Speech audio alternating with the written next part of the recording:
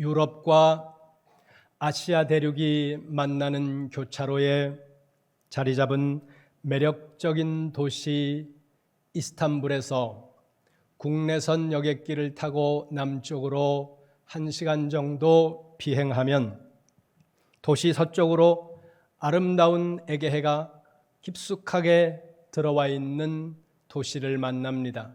그 도시의 이름이 이즈미르라는 도시입니다. 역사적으로 아주 오랜 시간 동안 바다 건너 그리스가 이 지역을 점령하고 있어서 이 지역의 이름은 그리스어로 스미르나라는 도시입니다. 이 스미르나라고 하는 이름을 우리 한글 성경에서는 서머나로 번역을 했습니다. 예수님의 사랑을 받았던 제자 사도 요한은 요한계시록 1장 4절에서 예수 그리스도로부터 터키 서부 지역에 있는 그 남서부 지역에 있는 7개의 교회에 편지를 하라는 말씀을 받고 편지를 하는데, 그 중에서 요한계시록 2장 8절부터 시작하는 이 서머나 교회를 향해서 쓰고 있는 편지가 바로 이즈미르라는 지역에 있는 교회를 향해서 보낸 편지였다는 거죠. 이 서머나에서 이즈미르에서 다시 하바스라고 하는 버스를 타고 남쪽으로 쉬지 않고 1시간 정도를 달려가면 작은 도시에 도착을 하는데, 튀르키예를 여행하는 사람들이 만약에 튀르키예에서 오직 한 곳만 여행을 해야 한다고 한다면 이곳을 가야 한다고 말하는 도시입니다. 그 도시의 이름이 셀축입니다. 그런데 우리 성경에서는 이 셀축을 에베소라고 번역을 해놨다는 거죠. 예수님께서 십자가를 지시고 갈보리 언덕에서 대속의 죽음을 죽으신 이후에 약 10년쯤 지나서 예루살렘 교회에 극렬한 핍박이 들어오게 됩니다. 그 핍박을 피해서 사도들은 도피하기도 하고 추방을 당하기도 하면서 예루살렘 이외의 지역으로 흩어지는데, 2차와 3차 전도 여행 중에 사도 바울이 이 에베소에 교회를 세우고 그리고 수년 동안 눈물로 성도들을 가르칩니다. 그 무렵에 예루살렘에서 추방된 사도 요한은 예수님의 어머니 마리아를 모시고 이 에베소로 건너오게 된다는 거죠. AD 64년도에 사도 바울이 로마 성 밖에서 순교를 당하게 되자 사도 요한은 이 사도 바울의 뒤를 이어서 에베소 교회를 이끌고 나가는 지도자가 됩니다.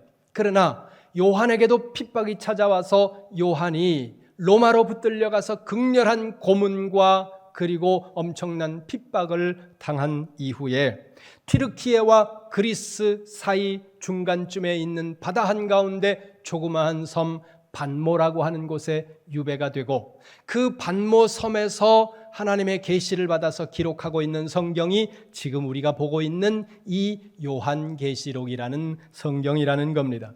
AD 96년에 기독교를 15년 동안이나 무차별적으로 핍박했던 도미티안이라는 황제가 살해되자 사도 요한에게 내려졌던 유배형이 풀립니다. 그때 사도 요한은 예루살렘으로 가지 않고 다시 에베소로 갑니다. 그의 고향 예루살렘, 그의 고향 이스라엘로 가지 않고 나는 에베소로 갈 거야. 그리고 에베소에 와서 마지막 성경을 쓰는데 그것이 요한복음이라는 거죠. 요한복음을 쓰고 그리고 거기서 사도 요한은 마지막으로 죽음을 맞이합니다. 죽어가면서 그는 말합니다. 나를 이 땅 에베소에 묻어줘. 고국이 아니에요. 남의 땅입니다. 남의 나라 낯선 도시 그 에베소에 묻히기를 소망했던 요한이 묻혀있는 동네, 거기가 에베소라는 거죠. 요한의 무덤 위에 기념교회를 세웠고 지금은 그 교회가 무너진 흔적만이 에베소에 남아 있습니다. 사도 요한이 그토록 사랑했던 이 에베소 교회를 향해서 하나님께서 주시는 편지가 오늘 우리가 읽은 1절부터 7절까지의 말씀입니다. 성경 보겠습니다. 1절 말씀입니다. 시작. 에베소 교회의 사자에게 편지하라. 오른손에 있는 7뼈를 붙잡고 7 금촛대 사이를 거니시는 이가 이르시되 아멘. 예수님께서 사도 요한에게 에베소에 편지를 해, 에베소 교인들에게 편지해 이러면서 편지를 쓰라고 말씀하셨습니다. 그리고 시작되는 편지는 에베소 교회 성도들을 칭찬하는 내용입니다. 2절과 3절 봅니다. 2절 3절 같이 봅니다. 시작. 내가 내 행위와 수고와 내 인내를 알고 또 악한 자들을 용납하지 아니한 것과 자칭 사도라 하되 아닌 자들을 시험하여 그의 거짓된 것을 내가 드러낸 것과 또 내가 참고 내 이름을 위하여 견디고 게으르지 아니한 것을 아노라. 아멘. 보세요. 이렇게 말씀합니다. 주님이 내가 안다. 내가 알아. 내가 아는데 무엇을 아느냐 하면 네가 한 일과 너의 수고와 너의 그 눈물겨운 인내를 내가 안다. 목숨이 왔다 갔다 하는 그 위험한 가운데에서도 예수 그리스도를 향한 믿음을 지키기 위해서 예수님의 이름을 끌어안고 어떤 사람들은 사자우리 속에서 죽어갔습니다. 예수 그리스도의 십자가를 붙들고 목베임을 당하면서 마지막 숨을 몰아쉬면서도 주 예수 그리스도여 영원히 나를 붙잡아 주옵소서 그러면서 죽어가는 그 무수히 많은 핍박의 현장 속에서도 흔들리지 않고 죽음보다 더 강력하게 신앙을 지켜나갔던 사람들의 그 신앙의 눈물겨운 투쟁을 내가 알아. 예수님께서 말씀하신다는 거죠. 여러분, 하나님께서 하신다는 이 사실이 여러분들에게 위로와 소망이 되시기를 주님의 이름으로 축원합니다.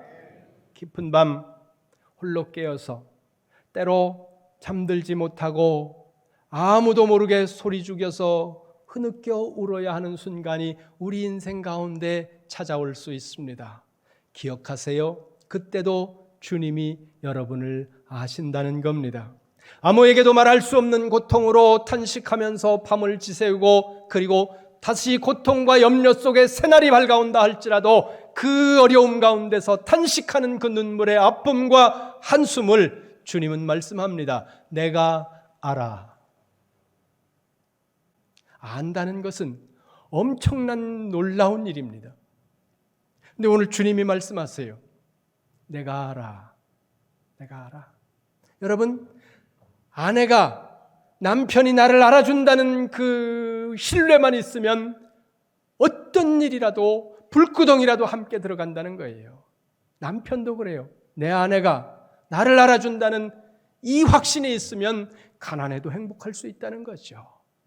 옆에 부인이 있거나 남편이 있으면 마주 보세요. 목사님 이런 거 안 했으면 좋겠어요. 저도 그래요. 나도 거기 있을 때는 그냥 설교하시지 왜 자꾸 저런 걸 하나 그런데 앞에 서면 하게 된다. 앞에 서면 하게 돼요. 자, 부부가 없는 분은 그냥 마음속으로 그냥 하세요. 저 부부가 마주 보세요, 집사님. 얼른 나 보지 말고 마주 보세요. 따라하세요. 부부를 보면서 날 보지 말고 과부 호래비들이 너무 많은데 지금 일시적인 이제 싱글들이 너무 많아요. 부부 마주보고 따라하세요. 내가 알아. 눈동자 쳐다보고 해야 돼. 따라하세요. 내가 알아. 내가 알아. 여러분, 내가 안다는 이것이 사람에게도 힘이 되지만 오늘 하나님께서 에베소 교회 성도들을 향해서 말씀합니다. 내가 알아. 내가 알아. 너희가 얼마나 힘들고 너희가 얼마나 고통 속에서 이 지금 믿음을 지켜가고 있는지 이 환난과 이 시련 가운데서 눈물로 이 신앙을 지켜가고 있다는 거 내가 알아. 때로 부모가 이해해 주지 못할 때가 있습니다. 자녀도 부모를 이해하지 못할 때가 있습니다. 저 사람은 나를 이해해 줄 거야. 세상 모든 사람들은 몰라도 저 사람만 나 이해해 줄 거야. 그런 확신을 가지고 결혼을 했는데 그 배우자도 살다 보면 나를 온전히 이해하지 못한다는 사실을 우리가 조금만 살면 안다는 거예요. 학교에서 괴롭힘을 당하는 학생이 있었습니다. 동급생들이 때를 지어서 아이들을 괴롭히고 지속적으로 힘들게 하는데 거절을 하려고 하면 폭력과 집단으로 괴롭히니까 벗어나지를 못하고 견디다 못한 이 학생이 유서멋줄을 써놓고 아파트 옥상에서 투신을 했습니다. 그의 유서 끝에 이렇게 써놨습니다. 아무도 모른다. 아무도 모른다는 그 생각이 이 아이로 하여금 극단적인 선택을 하게 만들었다는 거죠. 오늘 우리 하나님은 여러분을 향해서, 우리 교회를 향해서, 에베소 교회를 향해서 말씀합니다. 내가 알아. 아무도 몰라도 내가 알아. 에베소 교회는 이와 같은 주님으로부터 칭찬을 듣는 교회였지만 4절로 가면 책망이 한 줄 나오고 있습니다. 4절 보겠습니다. 4절 같이 봅니다. 시작. 그러나 너를 책망할 것이 있나니 너의 처음 사랑을 버렸느니라. 아멘. 하나님께서 에베소 교회를 책망하시는데 책망하는 이유는 한 줄이에요. 너가 처음 사랑을 버렸어. 처음 사랑을 버린 것, 이것이 하나님께서 요한을 통해 에베소 교회를 책망하시는 내용이었다는 거죠. 에베소 교회가 잃어버린 처음 사랑, 그 처음 사랑이라는 것은 뭘까? 한번 생각해 보시기를 바랍니다. 우리는 너무 빨리 이 첫사랑, 그러면 머릿속에 떠오르는 이미지가 있고, 그리고 얼른 이 떠오르는 것, 이것일 거야, 이렇게 결정을 내려버린다는 거예요. 그러나 결정하지 말고 오늘 본문을 조금만 따라와 보시기를 바랍니다. 도스토옙스키 그리고 레오 니콜로비치 톨스토이라고 하는 사람과 함께 19세기 러시아의 문학을 이끌었던 러시아의 대문호 3인방 중에 들어가는 사람이 뚜르게네프라는 사람입니다. 이 뚜르게네프라는 사람이 자기의 경험을 살려서 자전적인 소설을 하나 쓰는데 그 소설의 제목이 첫사랑입니다. 이 첫사랑이라는 소설에 나와 있는 몇 문장을 제가 인용을 할 테니까 들어보시기 바랍니다. 그녀 앞에 서면 나는 뜨거운 불에 타는 것 같았다. 그러나 나를 태우며 녹여버리는 그 불이 도대체 어떤 불인지는 알 필요가 없었다. 나로서는 불타며 녹아버리는 것 자체가 말할 수 없이 달콤한 행복이었기 때문이다. 이 소설에 등장하는 남자 주인공은 블라디미르라는 16살짜리 남자 아이입니다. 어느 날 그가 사는 옆집으로 자기보다 몇 살 많은 지나이다라는 여자아이가 이사를 오게 되고 그를 만나는 순간 첫사랑에 사로잡힙니다. 강렬한 사랑의 감정에 휩싸이게 되고, 그리고 그 감정을 지금 뭐라고 말합니까? 모든 것이 불에 타서 녹아지는 것 같은 느낌이다. 이것이 첫사랑의 감정이라고 이 뚜르게네프는 기록하고 있다는 거죠. 첫사랑, 그러면 우리는 강력한 감정의 회오리, 이걸 생각한다는 거예요. 사랑은 과학자들에 의해서 오랜 시간 동안 대단히 광범위하게 연구되어 왔습니다. 과학자들은 사람이 사랑에 빠지게 되면 스트레스 호르몬인 코르티솔 분비가 증가하면서 세로토닌이 고갈됨에 따라 사랑에 빠진 사람은 그 사랑과 관련된 강박증에 빠지게 된다는 거예요. 말이 어려운데 한마디로 말하면 전문 용어로 사랑에 빠지면 사람이 또라이가 된다, 그 얘기예요. 또라이는 어디나 있습니다. 여러분 주변을 둘러보세요.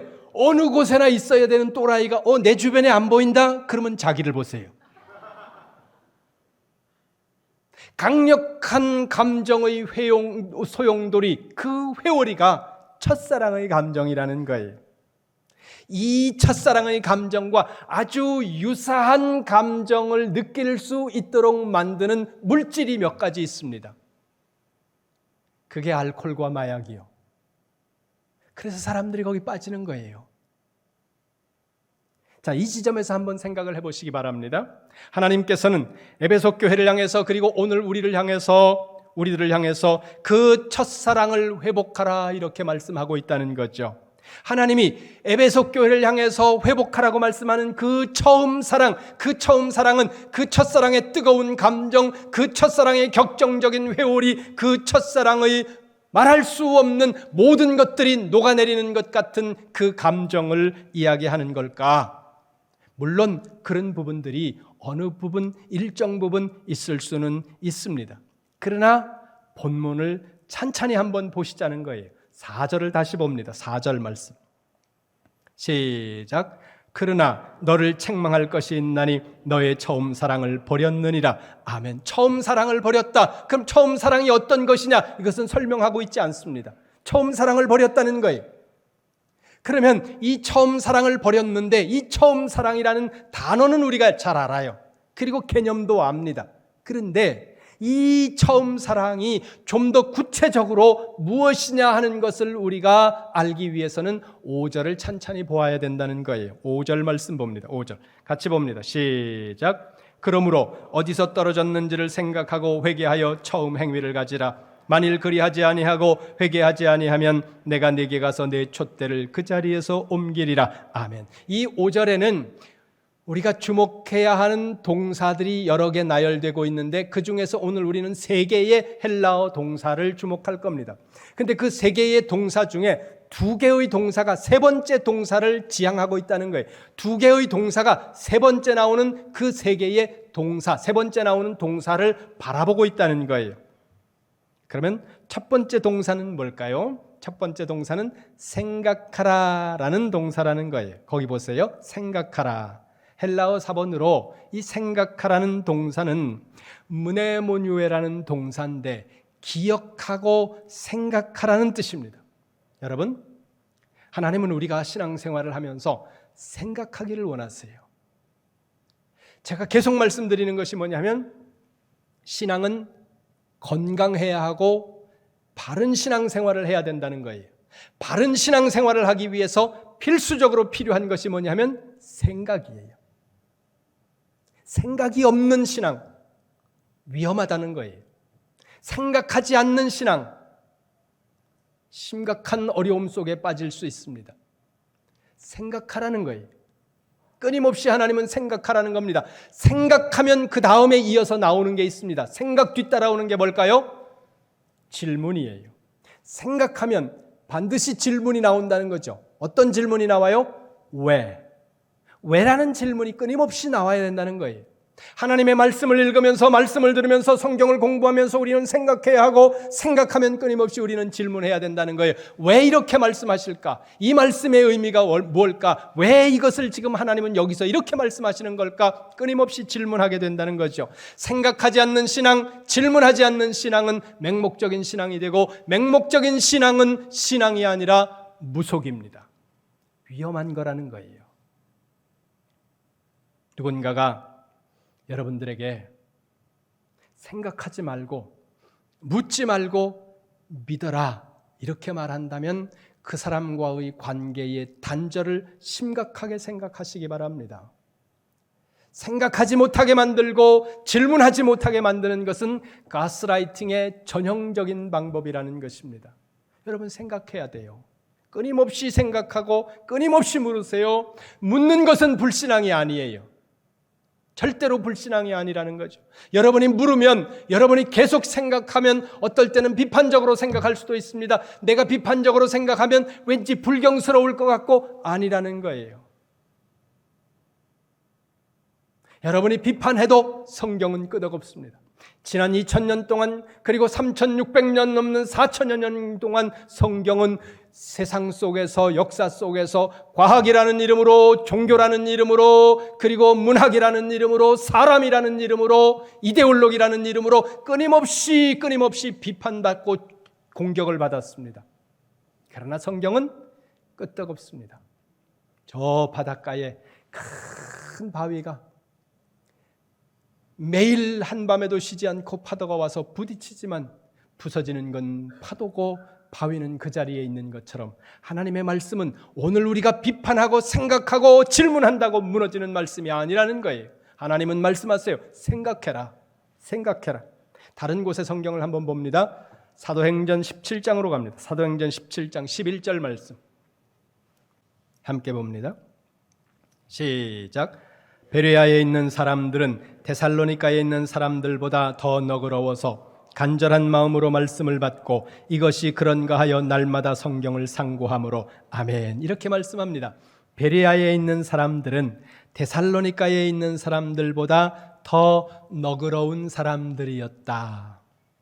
베레아의 사람들이 더 너그러웠던 이유를 그 뒤에 두 개를 말씀합니다. 첫 번째는 보세요. 간절한 마음으로 말씀을 받았다는 것을 너그러움이라고 표현하고 있다는 거예요. 여러분, 하나님 앞에 예배 나올 때는요, 간절함을 가지고 나오셔야 된다는 거예요. 기대하는 마음으로 나오셔야 된다는 거예요. 사모하는 마음으로 나오셔야 됩니다. 오늘 무슨 말씀을 나에게 주실까? 그것을 간절히 기대하는 마음으로 나오셔야 된다는 거예요. 주일이 되었으니까 그냥 나오고 그냥 생각 없이 나와서 멍하니 앉아있는 것도 안 나오는 것보다는 낫죠. 새로 오신 분들을 이렇게 신방을 하다가 보면 어떤 분들이 그런 이야기를 하시는 경우가 있어요. 주일날 예배에 와서 말씀을 듣는데 교회를 옮겨야 되나 말아야 되나 이런 고민을 하면서 가까운 교회니까 주일날 이렇게 왔는데 몇 주를 반복해서 계속 내 얘기만 하고 계시더라고. 누가 내 얘기를 목사님한테 했나? 그런 생각이 들 만큼 강렬하게 계속 그런 말씀이 들려서 이 교회에 등록을 하게 됐다는 이런 말씀도 합니다. 어떤 분들은 또 다른 이야기를 하고요. 여러분, 사모하는 마음을 가지고 와야 돼요. 기대를 해야 된다는 거죠. 오늘 이 베레아 사람들은 간절함을 가지고 하나님의 말씀을 사모하는 그런 사람이었다는 거죠. 하나님은 사모하는 사람을 만족해 하시고 그리고 줄인 영혼을 채워주신다고 시편 107편 9절에서 말씀하고 있다는 겁니다. 사도행전 17장 뒷부분을 보세요. 사도 바울이 전한 말씀이 진짜 그런 말씀인가 하고 두 번째는 성경을 상고했다는 거예요. 이들이 더 열린 마음, 너그러운 마음이라는 이유는 그들이 성경을 상고했기 때문이라는 사실입니다. 여러분, 여기서 상고했다는 이 단어를 헬라어로 보니까 아나크리노라는 단어를 썼는데 이 단어를 다듬지 않고 그냥 번역을 하면 신문한다 그런 뜻입니다. 베레아 사람들은 재판장에서 검사가 피고인을 신문하는 것처럼 판사가 증인을 신문하는 것처럼 하나님의 말씀을 듣고 그리고 돌아가서 이 말씀이 과연 그런 말씀인가 생각하고 묵상하고 질문하고 그리고 또 물어보고 이러면서 확인했다는 거예요. 그들을 향해서 성경은 말합니다. 너그러운 사람들이었다. 요한계시록 2장 5절에 생각하라는 단어와 사도행전 17장 1절에 상고하다라는 이 단어의 헬라어 단어는 다릅니다. 그러나 의미는 같다는 거죠. 뭐예요? 생각하라는 거예요. 프랑스의 사상가이면서 수학자이고 물리학자이면서 종교철학자였던 파스칼이라는 분이 있습니다. 이분이 팡세라는 유명한 책을 썼는데 이분이 한 말 중에 여러분들이 다 아는 유명한 말이 있습니다. 인간은 생각하는 갈대다. 인간은 갈대라는 거예요. 갈대가 뭐예요? 바람 불면 날아가고 부러지는 것이 연약한 것이 갈대라는 거죠. 그렇게 약한 존재라는 거예요. 치타만큼 빠르지도 않고 사자만큼 힘이 세지도 않고 코끼리만큼 덩치가 크지도 않고 독수리만큼 멀리 볼 수 없고 개처럼 냄새도 못 맡는 우리는 개만도 못한 거예요. 욕이 아니에요. 그런데 이 연약한 갈대가 무한한 모든 피조물 중에 가장 최고의 피조물인 이유는 생각한다는 거예요. 그래서 무한한 능력을 가진 위대한 존재가 바로 우리 사람이라는 거예요. 무엇 때문에? 생각할 수 있는 능력을 가지고 있기 때문에. 프랑스의 근대 합리주의 철학자였던 데카르트라는 사람도 비슷한 말을 했어요. 나는 생각한다. 고로 나는 존재한다. 동물은 본능으로 살아갑니다. 그러나 사람이 동물과 다른 것은 뭐예요? 생각한다는 거예요. 우리가 생각하지 않는 순간 갈대가 되고 동물이 되어버린다는 거죠. 그래서 생각해야 됩니다. 신앙생활 하는 가운데도 끊임없이 생각하라는 거죠. 어디 가면 돈을 많이 벌까? 어디 가면 즐거울까? 어디 가면 행복할까? 당연히 생각해야 되죠. 그러나 오늘 이 본문에서 생각하라, 에베소 교회를 향해서 말씀하고 있는 이 생각하라는 말씀의 초점은 내가 잃어버린 처음 사랑이 있다는 것을 생각하라는 거예요. 2장 5절 다시 보세요. 요한계시록 2장 5절입니다. 두 번째 단어는 회개하라는 단어입니다. 생각하라 다음에 나오는 단어가 회개하라인데, 여기 회개하라라는 이 단어는 헬라어로 메타노에오라는 단어인데 바꾸라는 단어예요. 그러니까 예수님이 말씀하시는 겁니다. 뭐라고요? 바꿔. 근데 우리는 다른 사람을 향하여 이 말을 사실은 너무 많이 씁니다. 다른 사람이 바꾸기를 원하는 거예요. 배우자가 바꾸기를 원하는 거예요. 아이들이 바꾸기를 원하는 거예요. 그런데 여러분, 15살이 넘어가면 사람에게서 안 바뀌는 두 가지가 있어요. 지능과 IQ와 성격이 안 바뀐다는 거예요. 물론 전혀 안 바뀌는 건 아니에요. 바뀌어요. 근데 안 바뀐다고 말할 만큼 바뀌기가 어려운 게 지능지수와 성격이라는 거죠. 엄청나게 내성적이던 사람이, 다른 사람들하고 말도 잘 안 하던 사람이 어느 순간 교회에 와가지고 얼마나 말을 잘하는지, 사람들이 여러 명이 있으면 자기가 말을 다 주도해 나가요. 그러면서 이렇게 말합니다. 목사님, 나 성격이 바뀌었어요. 성격이 바뀐 게 아니라 수다스러워진 거예요.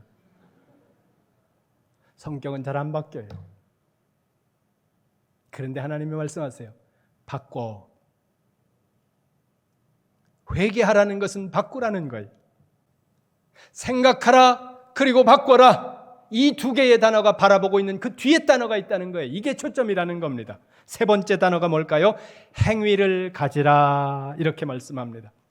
저를 보세요. 예수님께서 에베소 교회를 향해서 말씀합니다. 너는 처음 사랑을 버렸어. 처음 사랑을 버렸다고 말씀하면 우리는 첫사랑, 그러면 첫사랑의 강렬한 감정과 격정적인 어떤 그런 감정의 소용돌이를 우리는 먼저 생각한다는 거죠. 그런데 여러분, 이것도 중요해요. 감정도 중요해요. 그러나 여러분, 감정도 미각과 같고 후각과 같아서 이것이 시간이 지나면 자연적으로 감소될 수밖에 없다는 것을 우리는 알아야 된다는 거예요. 그런데 그 첫사랑, 여러분 다 첫사랑하고 사시잖아요. 첫사랑하고 안 사는 분 손 들어보세요. 다 첫사랑하고 사시죠? 처음 만났을 때 얼마나 강렬했습니까? 그 처음 만났을 때 그 강렬함이. 그런데 시간이 지나면서 그 강렬한 감정들은 감소되고 무뎌진다는 거예요. 무뎌지는데 생각해 보세요. 나가면 뭐 이쁜 사람들도 많은데 집에 들어오면 아침에 있던 그대로 머리에다 새집을 짓고 들어가죠. 저녁은 이러고 있는데 밥 생각이 나겠냐고요. 밥 생각이. 근데 여성들만 뭐라 그러지 마세요. 여성들이 보면요, 남자들도 똑같아요. 옛날에는 샤프하고 몸매도 매출하고 그랬는데 시간이 지나면서 50 넘어가고 60 넘어가면요, 배는 올챙이처럼 나오고 팔다리는 가늘어지고 털이라는 털은 나빠져가지고 뜨거운 물을 확 뒤집어 쓴 꽁처럼 그냥 그렇게 된 모습으로 있는데, 옛날 감정이 어떻게 살아났냐고. 어떻게 안 살아났죠. 자꾸 그 감정에만 매달리지 마시라는 거예요. 오늘 여기서 말씀하고 있는 처음 사랑을 버렸어, 이 말은 뭐예요? 처음 사랑을 회복해, 이 말이라는 거예요. 처음 사랑을 회복해. 그런데 첫사랑의 강렬한 감정적인 소용돌이, 감격을 회복하라는 의미도 물론 있습니다. 그러나 지금 5절을 통해서 말씀하는 바를 보면 그 감정보다 삶에 초점을 맞추고 있다는 거예요. 생각해, 무엇을 잃어버렸는지를 생각해, 그리고 돌이켜 어떻게 그 행위를 가져라. 그 행동을 가지라는 거예요. 행동을. 그 감정이 아니라, 그 느낌이 아니라 행동, 삶을 가지라는 거예요. 어떤 삶? 내가 예수 그리스도를 처음 만났을 때 하나님 앞에서 내가 이렇게 살아야지 그러면서 그때 살아갔던 그 삶을 회복하기 위해 우리 안에 감정적인 풍요로움이 함께 회복되면 좋지요. 감사하지요. 그러나 그 감정이 없다고 우리가 그런 삶을 안 살아가도 된다는 것은 아니라는 거예요. 다시 5절 세 번째 단어를 보세요. 이렇게 말씀합니다. 처음 행위를 가지라. 첫사랑의 감정이 아니라, 첫사랑의 감격이 아니라, 물론 감정 감격도 포함이 됩니다만 가장 중요한 것은 처음 사랑의 행위, 그 삶을 회복하라는 거예요. 십자가 위에서 나를 위해서 죽으신 예수 그리스도를 만나고 내가 하나님 앞에 가졌던 그 결단했던 그 삶의 내용을 다시 회복하라고 사랑하는 에베소 교회를 향해서, 그리고 오늘 우리를 향해서 하나님이 말씀하고 있다는 거죠. 여러분, 생각하는 성도가 되시기를 바랍니다. 끊임없이 생각하셔야 됩니다. 하나님의 말씀을 듣고 무조건 하나님의 말씀이라고 따르는 것 위험해요. 생각하세요. 그리고 바꿔야 된다는 겁니다. 무엇을요? 삶을 바꾸라는 거예요. 감정이 중심이 아닙니다. 삶이 중심이라는 것 여러분 기억하면서 오늘 에베소 교회를 향해 주신 이 말씀을 우리 이룸교회 모든 성도들을 향해서 주신 하나님의 말씀으로 받으시고 깊이 생각하고 바꿔나가되 우리가 처음 예수 그리스도 앞에서 가졌던 그 삶을 회복하는 변화를 가지시기를 주님의 이름으로 축원합니다.